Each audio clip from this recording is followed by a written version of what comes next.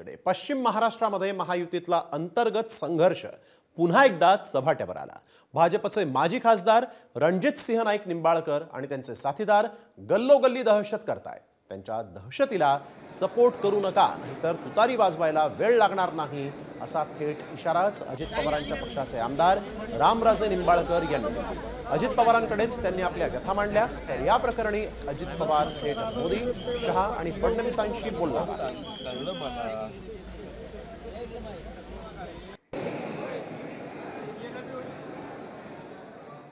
थेट मोदी, शहा आणि फडणवीसांशी बोलणार असा इशाराच भाजपला दादांनी दिलेला आहे। भाजपवाले आमचे कार्यकर्ते का फोडतात असा सवाल त्यांनी उपस्थित केला। समोर 3 विरोधी पक्ष, त्यांचे कार्यकर्ते फोडा। लवकरच दिल्लीतल्या वरिष्ठ नेत्यांशी बोलणार असल्याचं अजितदादांनी सांगितलंय।